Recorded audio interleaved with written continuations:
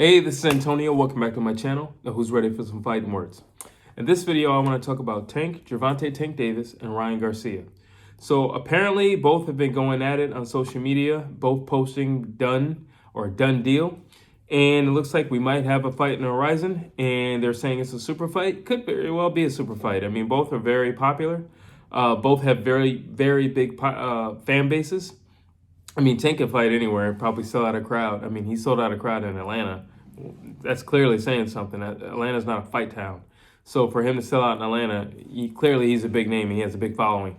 Ryan Garcia is really hot. When he's in like the West Coast, especially.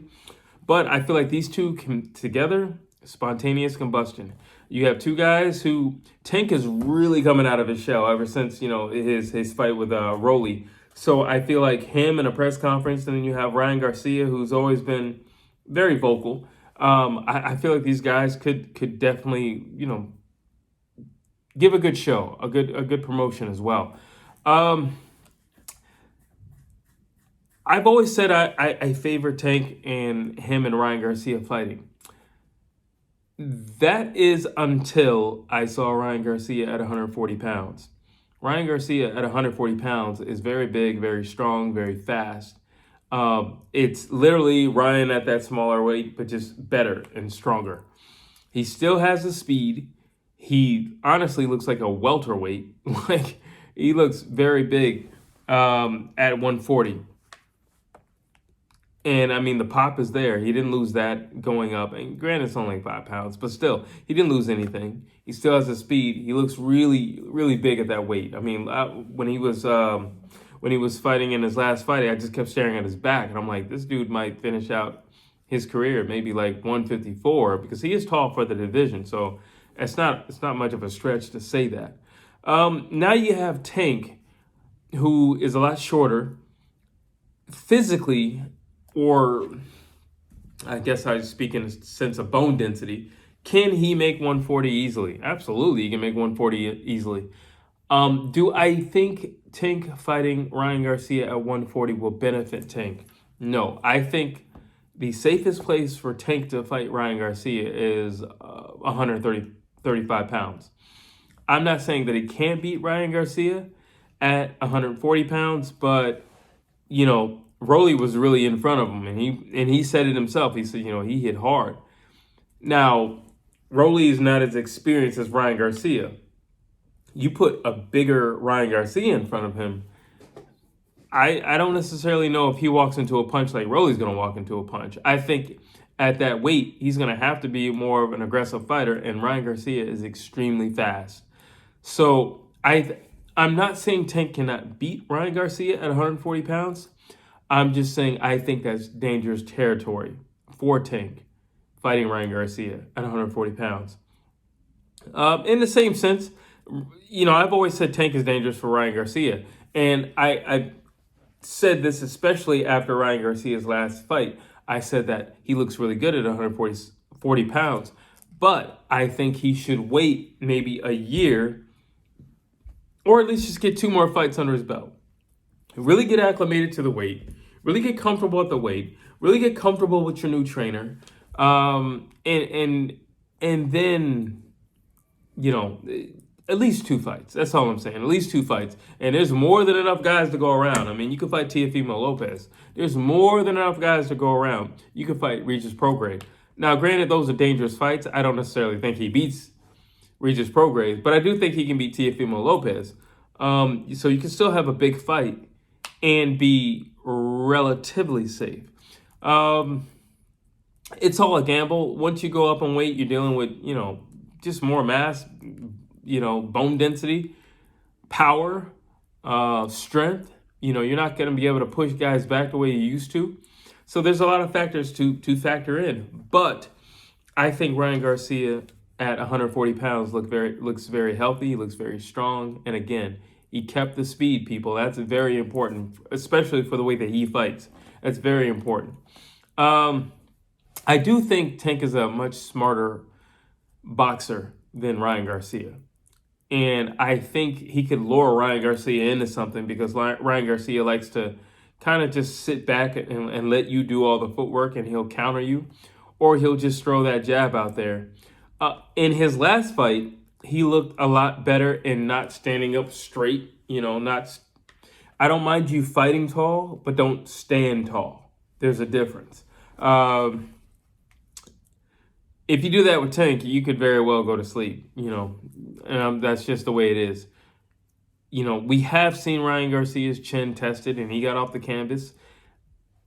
Now, granted, that guy wasn't half the puncher that Tank is, but we have seen him tested, and we saw him get off the canvas, and he rose to the occasion, and he was very aggressive after that.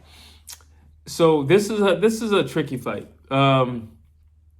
It's a dangerous fight for both guys.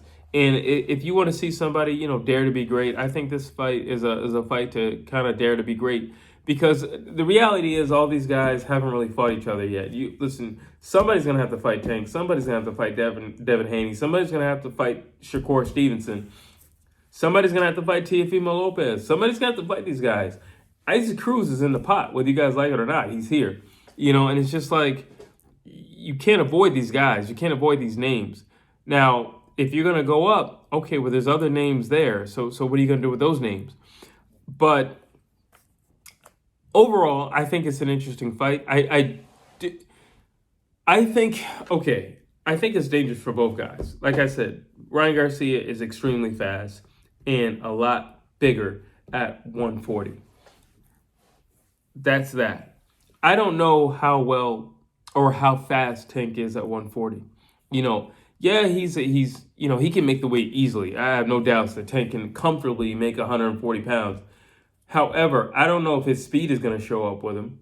I don't feel like, if you want the best Tank, I feel like Tank at his height, and to maximize his strength and his speed, he needs to be at 135. He needs to be at 135 to maximize all of his attributes.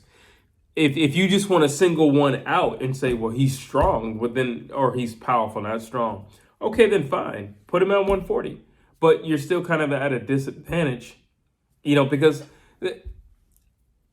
nowadays people just want to make fights. That's cool. Make a fight. The issue with just making fights would be what's going to happen afterwards. If you just make a fight. A perfect example, Canelo Alvarez. He just beat Triple G. Okay, who do you want to fight? You want to fight Bivol? Because if you want to fight Bivol, you want to do that rematch, then what happens after that? Ramirez? What happens after that? What happens? Better be? Who are you really looking at? You can't go this way because there's some monsters up that way, and you don't want to fight David Benavidez. You don't want to fight Charlo. You don't want to fight these guys. So where are you going? That's the problem when it comes to Tank and Ryan Garcia. Realistically, do I think Ryan Garcia can get a strap at 140? Yes. Do I think he can unify straps at 140? No. Do I think Tank can get a strap at 140? Yes. Do I think Tank can get possibly 2 straps at 140? Yes. Do I think Tank can unify all straps at 140? No, I do not. As long as there's guys like Regis Prograis out there, no, I do not. And I think he smokes both of those guys, personally. So that's an issue, that's a problem. Because if you're just making a fight to make a fight, okay, you just made a fight to make a fight. But what happens after you've made the fight? Does Tank go back down to 135? Does Ryan stay at 140 because you just got beat by a 135 pounder? Or because you're honestly not making a run for a belt. You just got beat by a guy who comes from a smaller weight class. So I like the fight. And I think this fight, I like the fight. I also think the fight is long overdue. But the problem with the way today's matchmaking is, I don't think they think things through. I just think they wanted to make a mega fight. Mission accomplished. You just made a mega fight. But what are you going to do afterwards? Where does Tank go afterwards? Is he staying at 140? Well, what is Ryan Garcia going to do? Because now if you get beat by a little guy, you're popular enough. People will want to fight you. You're popular enough, so they will want to fight you. But you're never going to really make a run for anything, a strap. So do I like the fight? Yes. Who am I favoring? Right now, I honestly I give it like a tie because Ryan is really big and really strong at 140, and I don't know how Tank's speed will translate at 140. And he didn't have as easy a time with Rolly as I thought he would. And Ryan Garcia is a lot more seasoned and polished than Rolly.